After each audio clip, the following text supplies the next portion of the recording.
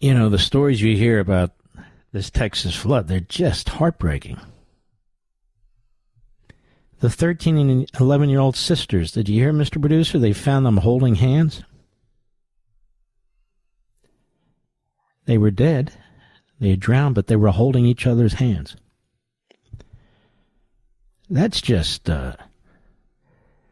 that's enough to make the toughest man cry, I think. Over 100 dead now. Some 40 or more missing. Still looking, actually more than that, 160 and some missing. All the politicians and the media, they have all the answers. What about sirens? What about this? What about that? I don't know. These natural disasters, it's hard to prepare for them. It's hard to know what to do, even in the best of circumstances and sense of preparation. Maybe there are ways to ameliorate situations, but there's no way to end this. The earth is the earth, and the earth can be a very angry place. It absolutely can. All these little kids, and don't get me wrong, these adults too, and these counselors who are quite young. It's just so sad. So terrible.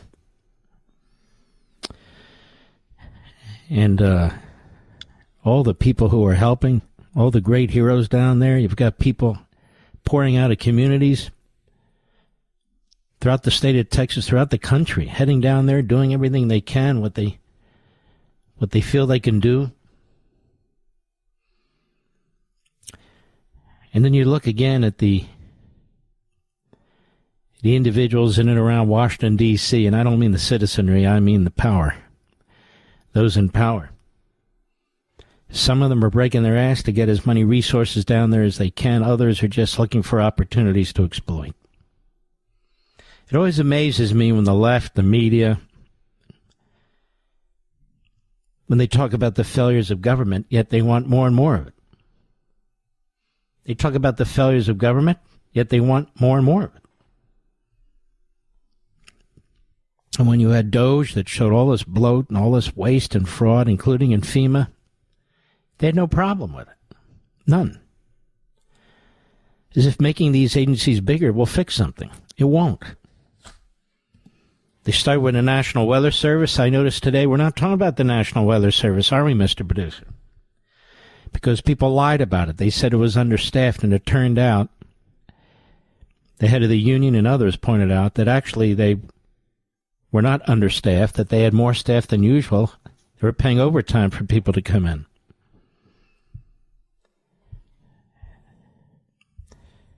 And I'm watching these press conferences with these searchers who are...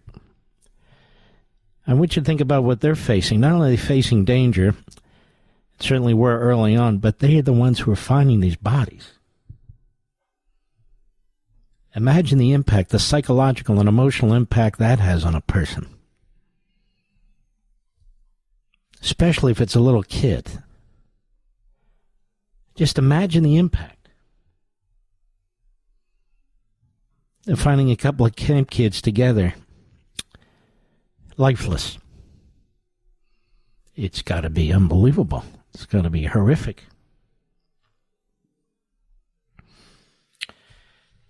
So I want to point that out.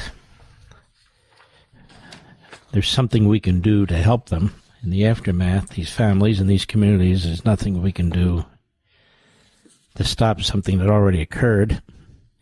Better minds than mine will figure out if there are ways to ameliorate situations like this, but there's certainly no way to stop them. It's unfortunate, but it's true. That's the nature of Mother Nature. I hate that phrase because it makes it sound like nature's so loving. We hear about polar bears and all the rest, but nature can be a real monster. A real monster.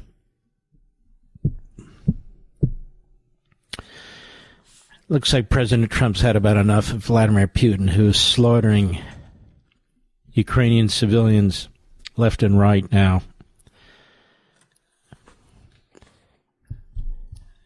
I don't understand even if you disagree with our posture there, I don't understand that. But even if you do, I don't understand this visceral hate for Zelensky. I don't get it. He's fighting like hell for his country. He wants as much weaponry as he can possibly get, wherever he can get it, whether it's the United States or Europe or anybody else for that matter. Isn't that what he's supposed to do? Isn't that what we want our president to do? It's a very small country of 40-some million people up against Russia, 160 million people, heavily outarmed, heavily outmanned, and they've put up a hell of a fight. We used to root for an underdog, particularly when the underdog was democratic as opposed to communist.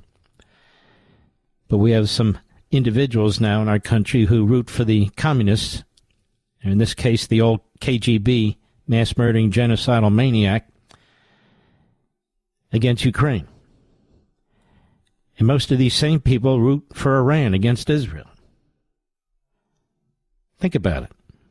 Think about how perverse this is.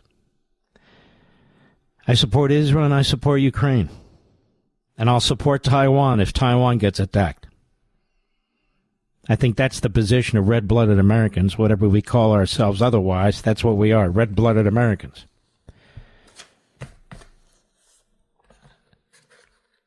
And you watch as these fake MAGA types, more like maggot types,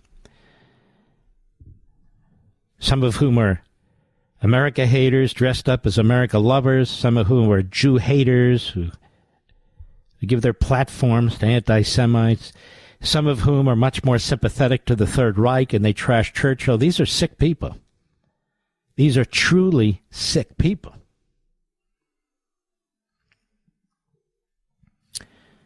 President Trump had a remarkable cabinet meeting today. I watched almost all of it, including talking about how he's redesigned some of the rooms, some of the portraits he's brought in, some of the antiquities and so forth. He loves this stuff because, look, he was a builder. When you look at Mar-a-Lago, that is a magnificent structure with magnificent interior and so forth. He's got great taste. Great taste. And with everything he's doing that too. It's incredible. He's an incredible person. He just is. Now, well, we're going to get to this in a minute, but there's a lot of hyper-reaction on the Internet, of course. That's where most of the hyper-action goes on. Not on talk radio, not on TV, the Internet. And people, many of whom you know, trashing the President of the United States over the issue of amnesty. Amnesty for farm workers. And both he and his Secretary of Agriculture said, we're not going to give amnesty to farm workers. You're going to hear that in a moment, too. So there's no amnesty for farm workers. I told you what I think about this Epstein thing yesterday. You've got people with platforms. They have to have hits. They have to have subscribers. They have to constantly be hyper emotional, and you see this as they try and draw attention to themselves. It's the same for some of the media that reports on what they say and do, like Mediaite or the Drudge Report or others. They've got to create an audience. They've got to create a viewership, if you will. And this is how they do it. They're all National Enquirer and worse. Worse. There's nothing intelligent that is ever said on the Drudge Report or Mediaite or places like that. Nothing. There's nothing intelligent said on some of these podcasts. Nothing. Zero. There's conspiracy theories, there are collusion arguments, there's this, that. And one of the morons today said in the Epstein matter, he believes that the U.S. intelligence and the Israeli intelligence have covered up the Epstein matter, Mr. Producer. Now, why would the U.S. intelligence and Israeli intelligence cover up the Epstein matter? Can you think of anything, Rich? I can't even. That's a conspiracy theory without a conspiracy. It's bizarre. So Radcliffe over at the CIA and the Mossad that's busy fighting a war, they're very worried about the Epstein matter blowing up, so they're covering it up. No, they're not. How stupid is that? But that's thrown out there to get eyes, to get ears. Doesn't even make any sense. Then I'm supposed to believe, as I said last night, that there's this huge conspiracy, including a conspiracy with many of our friends who we trusted before they went in the administration, but now we're not supposed to trust them. Kash Patel, who's a great patriot. Dan Bongino, a great patriot, a man who's put his life on the line as a cop in the Secret Service, who's been in this business right here. I love the guy. He's a dear friend. I haven't discussed Epstein with him. Why would I?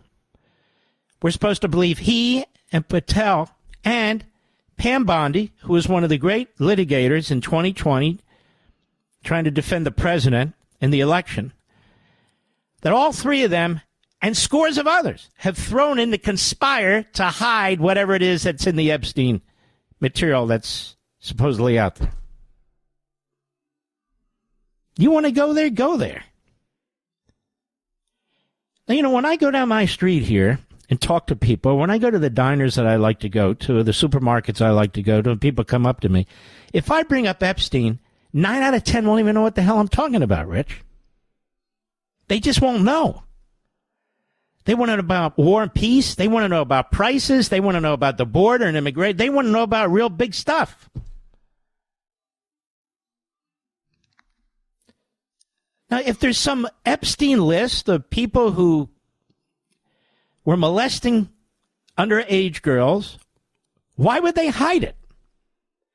So we're to believe that the Biden administration hid it, and the Trump administration hid it. Now, why would the Biden administration hide it? Then you have these sleazeballs say, well, maybe Trump is on the list. Well, why wouldn't the Biden administration release that? Because he's not on any list. And so this is the world of the internet. This is the world of these buffoons who try and exploit you, who try to expose these things. Some of you, if you're disappointed, I'm sorry you're disappointed. I don't know what to do for you. I can sit here and rail on and on about it. I can go on and speculate. Maybe the Mossad was involved, and Radcliffe and the CIA was involved, and Patel and Bongino and Bondi, they all got together to cover it up. Why? Why? Why? Or maybe the guy killed himself. Isn't that possible? Now, in this little cabal, this is a big issue. This is the issue of the day. This is it, baby. But in the rest of the country, it's not. Now, we should have learned from this a week, 10 days ago, 2 weeks ago, when many of the same Kabbalists, when the same hemorrhoidics, a.k.a. human hemorrhoids, when the same people were going on and on about how the American people and the supporters of Trump don't want Israel taking on the Iranian regime and certainly don't want the United States bombing those nuclear sites. But they were only off by 94% when 94% of Republican MAGA supported it. 90% at first, and then 94% after it was successful. So, I mean, this is the reality. This is the reality.